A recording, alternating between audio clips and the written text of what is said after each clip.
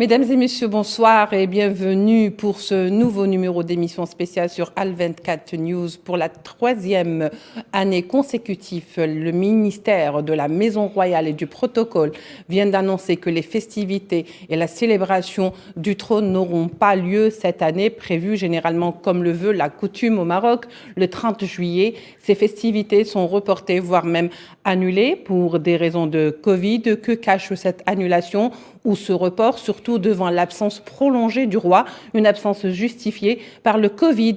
Mais le Covid, qui a bon dos depuis quelque temps au Maroc, ne semble plus convaincre grand monde. Que se passe-t-il au Maroc donc? Où se trouve le roi et qui gère le pays? Pourquoi tant de mystères entourent le roi Mohamed VI alors que le pays est plongé dans la crise et la normalisation avec l'entité sioniste? La contestation gagne du terrain mais ne trouve pas entendeurs. Les locataires du palais royal seraient-ils trop préoccupés par leur lutte intestine pour la succession qui ne le sont pour le sort ou par le sort de leur population?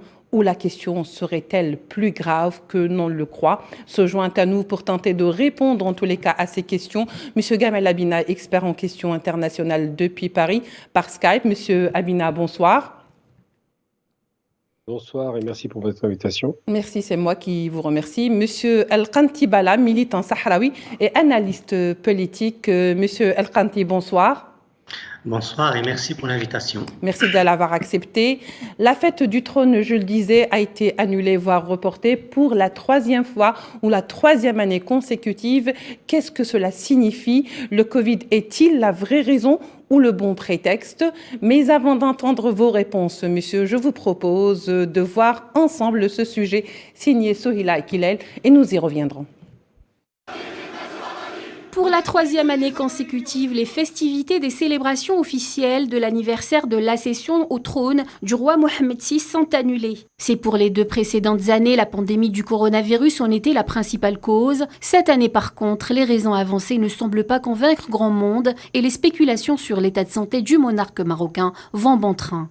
Les observateurs remettent en cause la validité des raisons avancées par un communiqué du ministère des Palais Royaux du Maroc, qui a annoncé le report de toutes les célébrations qui se tiennent à l'occasion de la commémoration du 23e anniversaire de l'accession du roi Mohamed VI au trône, compte tenu de la poursuite des mesures préventives contre l'épidémie du coronavirus. Mais l'incertitude entourant la santé du roi demeure plus que jamais vive, surtout que ce dernier avait été annoncé positif au virus il y a quelques semaines et depuis n'est plus apparu en public. Les médias marocains s'interrogent sur le réel état de santé de leur monarque, dont le long silence inquiète de plus en plus et laisse place au doute. Mohamed VI n'est guère apparu sur la scène politique marocaine malgré la crise politique qui secoue le régime du Marzen, une grogne sociale et une ébullition sans précédent due notamment à une baisse drastique du pouvoir d'achat et à l'inflation, mais pas que. En effet, sur le plan politique, le régime marocain a choisi son camp en normalisant ses relations avec l'entité sioniste, ce qui n'a fait qu'isoler le pays sur la scène internationale, entassant au passage la réputation de ce pays et de son peuple. Peuple qui lui rejette et dénonce cette décision et le fait savoir haut et fort. Alors, comme je le disais, monsieur Kantibala, pour commencer avec vous, alors que cache cette annulation? Et est-ce que le Covid est réellement la véritable raison ou est-ce que c'est juste un prétexte pour justement ne pas dévoiler le plus gros? Je suis enclin de penser que ce n'est qu'un prétexte, étant donné que l'évolution du coronavirus est une évolution plutôt pas très inquiétante, que le danger n'est plus ce qu'il était au début ou au moment où les États ne savaient pas, les États et les organisations sanitaires ne savaient pas ce que c'était ce virus. Et donc voilà qu'on est en troisième année de cette épidémie et on trouve le prétexte d'annuler toutes les cérémonies reliées à cette cérémonie du trône alaouite. Donc c'est parfaitement un prétexte. Quand on sait que le roi Mohamed VI est souvent absent de son pays, effectivement, souvent absent, et il y a même certains observateurs qui doutent de sa présence lors de la fête de l'Eid al-Adha. Donc, pourquoi cette absence? Est-ce que c'est lié à son mode de vie privé sur lequel on a tant parlé, tant dit? Est-ce que c'est lié à sa santé dont il n'hésite pas à en jouer? Je rappelle que le premier communiqué extrêmement nouveau, par ailleurs, concernant les mœurs de la monarchie marocaine, c'était en 2009, où ce Mohamed VI a choisi de communiquer sur sa santé en disant qu'il a été affecté par le rotavirus. Donc, tout est possible. La santé, de toute façon, de ce monarque est extrêmement fragile et tout est possible. Il est fort probable que cela ne soit qu'un prétexte cachant effectivement des choses extrêmement graves liées à la santé du monarque et à la vie politique tourmentée telle qu'observe bon nombre d'observateurs de cette monarchie marocaine. Monsieur Gamel Abina, est-ce que justement ce prétexte du Covid qui a été donc énoncé les 2 dernières années est valable cette année, même s'il ne semble pas réellement convaincre?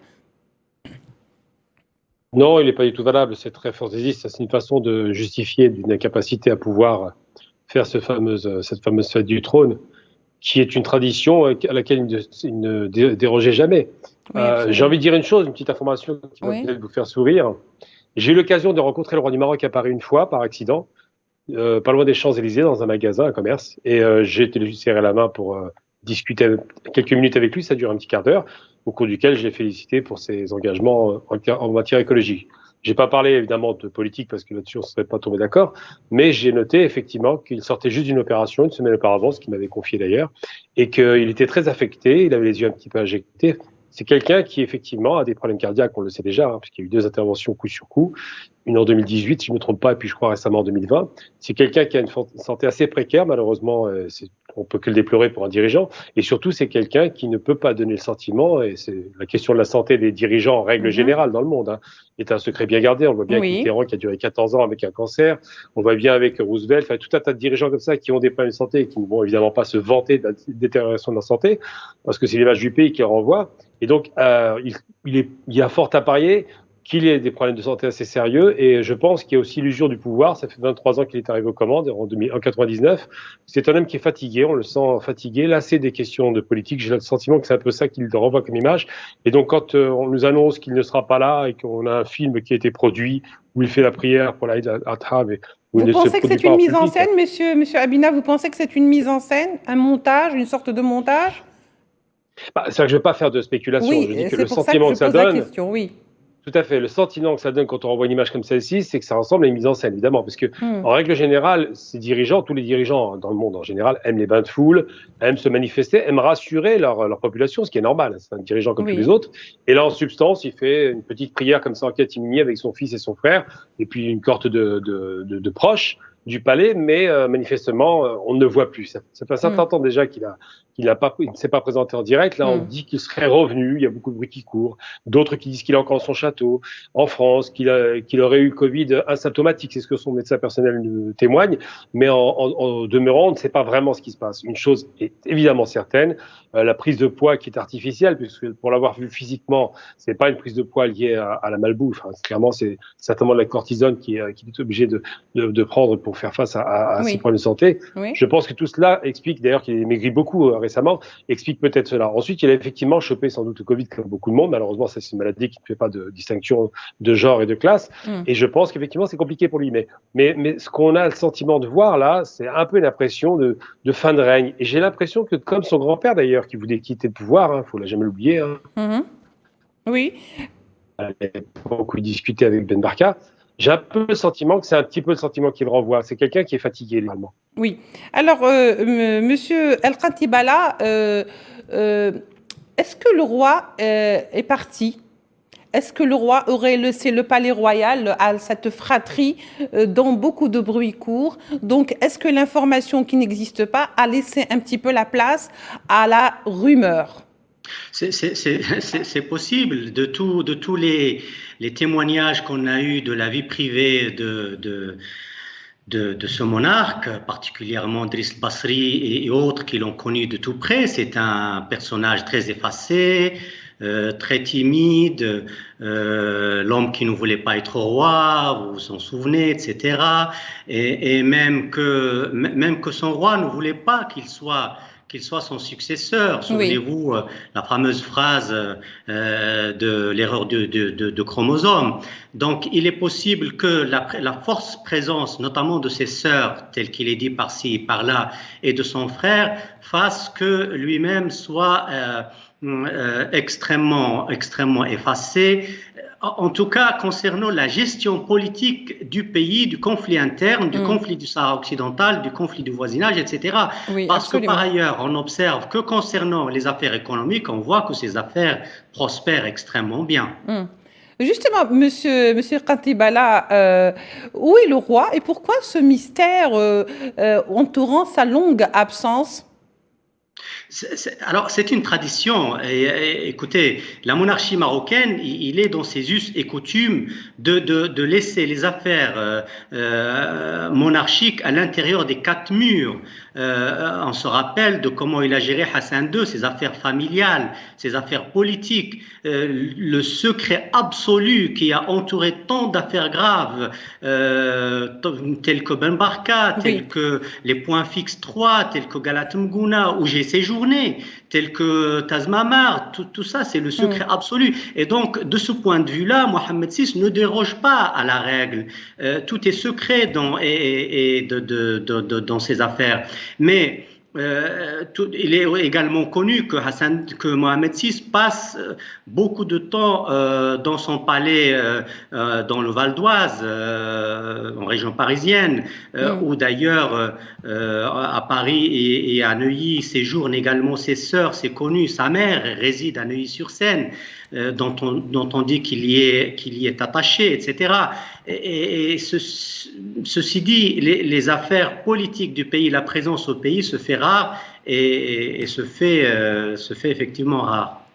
Ben justement, monsieur Gamal Abina, est-ce qu'il y aurait réellement une lutte de clans pour la succession au trône entre la fratrie royale, au sein de la famille royale, si vous souhaitez, ou est-ce que c'est juste des rumeurs? Vous savez, le tableau qu'on a dressé à l'instant, que votre invité vient de dresser, est intéressant. Oui. À plus d'un titre. D'abord parce qu'effectivement, c'est un roi qui n'était pas aimé par son père. Je pense que c'est pas difficile de le deviner, pour beaucoup de raisons qu'on va pas évoquer là, mais dans tous les cas de figure, c'est un roi qui est devenu roi un petit peu de façon accidentelle, puisque c'était l'aîné, tout simplement. Je pense que son frère a beaucoup jalousé le rôle, puisque son frère a 52 ans et 58. Absolument. Il a beaucoup jalousé cette situation. D'ailleurs, même quand je l'ai rencontré à Paris, ce qui m'a frappé, c'est qu'il était derrière. C'est pas un homme très souriant, son frère, mais il n'en demeure pas moins que, à contrario, lui, c'est quelqu'un d'avenant, de souriant, de franchement agréable pour discuter avec lui. C'est pas quelqu'un de méchant, c'est pas le sentiment qu'il renvoie. Mais effectivement, il a un costume très grand qu'il porte difficilement, qui est très lourd à porter. Et son père, qui n'avait pas de passion particulière, l'a poussé effectivement à préférer sa mère, ce qui est normal. Oui. Ensuite et surtout parce que quand il arrive aux commandes, on l'appelait le roi des, faut se souvenir des termes, le roi des pauvres. Et je crois qu'il avait à cœur, sincèrement, je pense qu'il avait à cœur de réduire la pauvreté de son pays. C'est le sentiment qu'il donne. Malheureusement, de ce qu'on appelle le Marzen, donc le système royal, on a évoqué Driss Basri, qui était l'ancien ministre de l'Intérieur, et tout un tas de caciques du pouvoir, cela verrouille.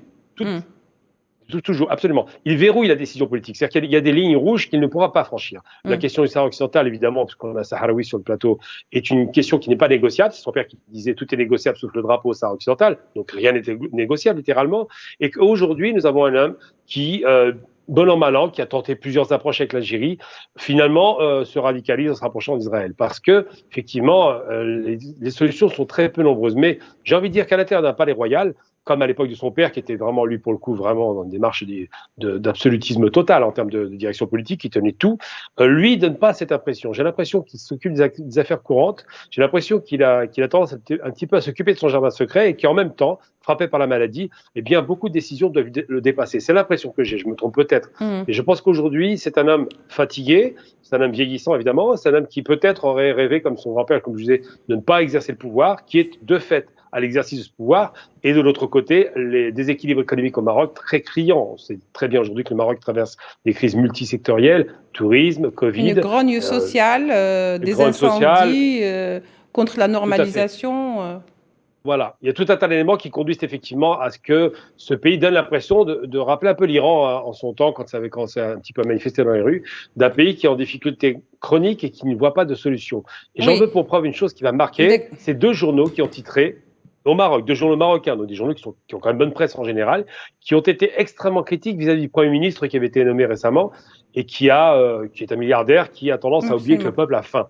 Très bien. Et on a dit, il y a un chiffre qui est sorti, juste pour finir, c'est important de le rappeler, que 2 millions de Marocains aujourd'hui, c'est pas un chiffre de l'étranger, c'est un chiffre des Marocains, c'est tel quel qu'il a annoncé, que 2 millions de Marocains souffriraient de problèmes à se nourrir. C'est-à-dire qu'on serait dans une situation de malnutrition chronique. Donc là, c'est très inquiétant quand on se rend compte de la pauvreté. Oui, absolument. Très bien. Au sein de la famine, j'allais dire, ou de la malnutrition. Monsieur Kantibala, certains médias actuellement parlent carrément de disparition du roi, tant le roi Mohamed VI ne montre pas signe de vie, n'eût été, comme vous le disiez tout à l'heure, cette brève apparition lors de l'Aïd al-Adha. Mohamed VI est un roi muet, il faut le rappeler. Depuis longtemps, en fait. Il n'a jamais parlé à une presse ni nationale ni étrangère. Les interventions qu'il a faites se comptent sur le bout du doigt. Quand il parle, le peu de choses, c'était pour soulever des polémiques quand il avait parlé de mafia espagnole qui était beaucoup plus dotée et beaucoup plus puissante que la mafia marocaine. Donc c'est un homme qui ne parle pas, qui ne gouverne que par le symbole, que par les apparitions par-ci et par-là. Et effectivement, il apparaît comme quelqu'un d'extrêmement effacé, qui ne tient pas le règne de son pays. L'évolution récente l'a complètement démontré. Il y a d'autres centres au pouvoir qui lui contestent le pouvoir tout en le hissant en même temps comme les chefs de file de ce régime. Oui. Par exemple, tout cet espionnage contre des États, c'est extrêmement grave. Cependant, les informations filtrées par-ci, par-là indiquent que le Maroc se livre bel et bien à un espionnage via Pegasus, à des personnalités étatiques, à des institutions étatiques, et non pas aux simples citoyens marocains tels qu'ils avaient l'habitude de faire depuis le règne de Hassan II. Donc, autre affaire extrêmement grave, c'est ce rapprochement avec Israël, un rapprochement non pas, c'est vraiment dans une dynamique belliciste qui tente à la fois d'écraser le peuple sahraoui, mais en même temps à chercher des noises et des complications à la voisine Algérie. Et on voit bien que le régime ne sait plus à quel sein se vouer, et que le roi, qui est censé être le chef de tout ce régime, n'est pas vraiment celui qui décide totalement. Donc il est à la fois absent symboliquement et effectivement. Oui, très bien. Alors dans ce cas-là, Monsieur Kantibala, qui gère le pays en ce moment? Parce qu'il y a réellement une sorte de vide politique. Et ça se ressent même au niveau donc, du vécu du Marocain au quotidien. Depuis l'époque de Hassan II, on avait attribué beaucoup de puissance à Driss Basri, le ministère de l'Intérieur, qu'on appelait le maire des ministères, celui qui gérait tout au nom de Hassan II. Par la suite, Driss Basri, en conflit avec Mohamed VI, on avait donné un centre de pouvoir nommé la JED, qui est une institution militaire dirigée par le copain de M6, toute la gestion qui était confiée à Driss Basri. Tout récemment, on avait vu émerger un autre centre de pouvoir qui est l'administration de la sûreté nationale dirigée par Hamouchi, qui est lui ministère de l'Intérieur. Donc on voit quelque part le retour du ministère de l'Intérieur à côté de l'armée représentée par la JED et le Mansouri, sans oublier pour autant la famille royale. On attribue énormément de présence dans la gestion des sœurs de Mohamed VI et de son frère également. Tout récemment, sur le plan symbolique, on a vu la présence répétitive à la fois du frère, mais aussi de son fils. Est-ce que cela est un symbole d'une contestation de la succession monarchique au sein de la famille royale? Tout est possible. Oui. Très bien. Monsieur Gamal Abina, je vous repose la question autrement dit. Le pays, depuis quelque temps, donne l'impression un petit peu qu'il navigue à vue, une impression d'être livré à lui-même devant l'absence totale donc, de réponse face au mouvement de contestation sociale, mais également face à ce mouvement contre la normalisation avec l'entité sioniste. Qu'en pensez-vous, monsieur Gamal Abina?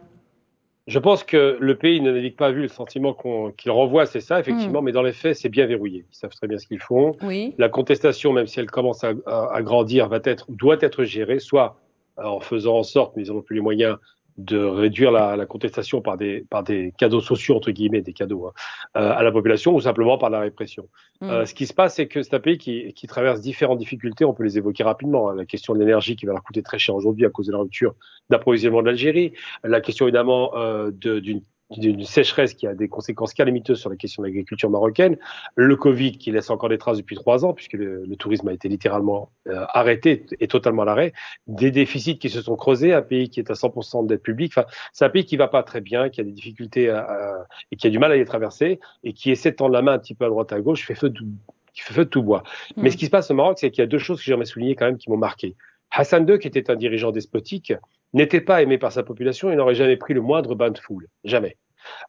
Son fils, en revanche, était aimé par sa population. D'ailleurs, ils ont toujours une petite sympathie pour lui parce qu'il donne le sentiment d'avoir une certaine bonhomie, proche de la population, refuse de se faire embrasser la main, tous ces éléments un petit peu caricaturaux de la dictature absolue que pouvait exercer son père. Et donc, il pouvait avoir une belle image et je pense qu'il a un certain attachement à cet homme au sein même de la population, à telle enseigne que même le RIF, dans lequel n'allait jamais son père, lui, il s'y est rendu plusieurs fois. Donc, il c'est a vrai également qu'il y a des emprisonné ses leaders. Tout à fait. On parle évidemment de Zafzafi, le plus Oui. emblématique. Oui. Mais j'ai envie de dire, quand on dit il a emprisonné, je pense qu'effectivement, sa responsabilité est largement engagée, mais je pense qu'il y a un système qui est verrouillé. Ça rappelle vraiment, on parlait d'Idriss Basri, mais pas seulement. Il y a tout un système au Maroc, parce qu'on parle beaucoup des généraux en Algérie pour caricaturer le pouvoir algérien. On parle moins des généraux marocains qui sont quand même très très bien placés et qui sont assez bellicistes. Oui. On parle pas du système de sécurité du territoire, qui est très très bien organisé. Tous ces éléments-là conduisent à dire que le Maroc est un pays rare comme les autres, avec une couronne au-dessus, c'est tout. Et Oui. c'est vrai que qui dirige qui au Maroc, c'est difficile à dire. En revanche, qu'il y ait plus d'oreilles vers la population, je pense que là, il y a une inquiétude grandissante. Et comme je vous l'ai dit tout à l'heure, 2 journaux marocains qui titrent sur la détresse du peuple, c'est quand même une première qu'on n'avait jamais vue, même sous l'époque la plus douce du Maroc. Oui, très bien, vous faites bien de le dire, puisque de toute façon, même si dans un air sympathique qu'il donne, le roi Mohamed VI, sous son règne, il y a eu quand même la normalisation, il y a eu l'imposition justement de l'entité sioniste donc au Maroc, il y a eu comme une sorte d'humiliation de la population, et on l'a vu lorsqu'il y a eu la dernière visite du chef d'état-major, comment son homologue marocain avait la tête baissée alors que lui, il avait une allure altière, comme s'il était en terrain déjà conquis. Donc des images qui parlent, qui sont très disants, et on voit un petit peu le malaise de la société marocaine. Monsieur Kantibella, il y a également pour sa part ce sénateur américain James Inhofe qui a toujours pris position, il faut le dire, pour le Front Polisario, pour la République démocratique sahraoui, lui qui vient de tirer donc à boulet rouge sur justement le Maroc par rapport à l'occupation marocaine du Sahara occidental, mais le plus il a dénoncé la position de son pays qui est les États-Unis concernant certaines opérations militaires dans les territoires occupés, les territoires sahraouis bien sûr. Oui, il faut d'abord rappeler que James Inhofe est à côté de la justice, du droit international. C'est un républicain conservateur, mais qui a dénoncé depuis longtemps une situation complètement aberrante, complètement injuste, inadmissible, une honte pour la communauté internationale qui est l'annexion, l'occupation du Sahara occidental qui ne relève pas de la souveraineté du Maroc, avec tout ce que cela comporte comme torture, comme brimade, comme pillage, comme crime, etc., etc. James Inhofe s'est rendu dans les territoires sahraouis. Il a longtemps essayé à ce que les États-Unis puissent accepter de pousser le Maroc vers une issue qui à la fois conserve l'honneur perdu de ce régime marocain, mais aussi garde une façade d'honneur et d'honorabilité pour le système international et à la fois permettre au peuple sahraoui de vivre librement sur son territoire. Chose malheureusement que certains cercles dirigeants aux États-Unis n'entendent pas de cette oreille. Malheureusement, car de cela est victime le peuple sahraoui, mais est victime également la région, mais est victime également le système des Nations Unies et le droit international. Parce que à quoi ça rime de tolérer qu'un pays, dans ce cas d'espèce le Maroc, puisse aller au-delà de ses frontières, annexer presque un territoire grand comme son propre territoire et sans qu'il y ait la moindre intervention du Conseil de sécurité, sans qu'il y ait la moindre activation du chapitre 7 du règlement du Conseil de sécurité. Oui. C'est extrêmement grave. De ce point de vue-là, James Inhofe est à côté du droit, est à côté de la justice. Et son intervention tout récemment, je pense hier ou avant-hier, c'est parce qu'il était quelque part scandalisé que ces manœuvres militaires entre les États-Unis, des États-Unis sur le territoire marocain aient lieu et il demande à ce qu'il n'ait pas lieu parce que le Maroc n'est pas un régime en fait digne à ce que les États-Unis soient affichés avec lui dans de telles initiatives. C'est quand même extrêmement grave. Je le répète, le Maroc a agressé le Sahara occidental et a annexé un territoire qui ne lui appartient pas. Et de ce fait, il pose un problème de sécurité extrêmement grave. Oui, et pas seulement pour le Sahara occidental, mais aussi pour l'Algérie, dont il revendique d'ailleurs des territoires en parlant des frontières authentiques dans sa propre constitution. Mais très bien, merci Kantibala. Monsieur Gamal Abina, avant de conclure, et il ne nous reste pas beaucoup de temps, je voulais juste dire que ce n'est pas la première fois que le sénateur américain James Inhofe charge un peu le Marzen et il reproche surtout à son pays d'avoir, si vous voulez, changé de position, chose qu'il n'aurait pas dû faire, et surtout de s'impliquer dans des opérations militaires, dans des territoires encore discutés. Que pensez-vous, monsieur Gamal Abina, brièvement, s'il vous plaît? Très rapidement, c'est Trump qui a obtenu à bon compte la reconnaissance par le Maroc de l'accord de paix, il faut appeler ça comme ça, d'Israël, ce qui est une faute lourde et grave de la part des Marocains, parce que ça ne correspond pas à ce que le peuple voulait, pour commencer, je parle du peuple du Maroc. Ensuite et surtout parce que le mythe du Grand Maroc qui était voulu par l'Istiqlal est une fumisterie fabriquée par Lyoté, il faut le rappeler quand même. Il n'y a pas de Grand Maroc, il y a un Maroc qui s'arrête là. Mais surtout, les Sahraouis sont dans le droit, et c'est bien de le rappeler. Ils ont été effectivement, on refuse de leur faire leur référendum, alors que c'est le droit qui devrait primer depuis 91. Les Américains ont considéré qu'ils devaient reconnaître la souveraineté du Maroc, alors qu'ils outrepassent le comité international. Mais rappelons quand même que la plupart des pays dans le monde n'acceptent pas cela. Et cette idée du Sahara occidental qui doit être contrôlé par le Maroc, c'est une question économique, il ne faut pas le perdre de vue. Il y a du poisson, il y a de l'or, il y a beaucoup de phosphate, c'est la plus grande réserve de phosphate au monde. C'est un souterrain très riche. Tout à fait. Donc, les terres rares sont aussi nombreuses et peu exploitées. Donc, c'est vrai que les questions économiques sont toujours des sous-jacents. Mais j'ai envie de dire simplement, pour avancer mon propos, et ce que je trouve vraiment dommage, moi qui suis algérien, arabe, musulman, africain, je n'accepte pas que le Maroc ait un traitement vis-à-vis de ses frères. Et je parle bien de ses frères, pas algériens. C'est une évidence. Sahraouis, comme le fait Israël avec les Palestiniens. Parce que Israël, ce sont les Européens qui tuent les Arabes, c'est logique, ils sont dans leur rôle. Mais que des frères arabo-musulmans se battent entre eux, c'est intolérable, parce que ça sert la soupe à l'Occident, et ça, c'est une chose qui doit être repensée. Et pour sortir de ce piège, qui est un piège tendu aux Marocains et aux Algériens, je parle des peuples, je ne parle pas des dirigeants, pour en sortir, il faut parler, il faut communiquer, il faut discuter, et il faut sortir de ce piège insupportable. Le Maghreb doit être un et indivisible, et le Maghreb, c'est aussi le Sahara occidental. Oui, c'est surtout, il faut trouver un bon entendeur et de bons interlocuteurs qui ne soient pas sous l'influence d'un État sioniste, ce qui est bien dommage. Messieurs, je vous remercie d'avoir répondu à nos questions. Monsieur Kantibala, je vous remercie d'avoir accepté notre invitation. Monsieur Gamal Abina, merci également à vous d'avoir participé à notre émission. Mesdames et messieurs, notre émission tire à sa fin. Le journal de 19h vous est présenté par Fatma Mehani. Je vous dis au revoir.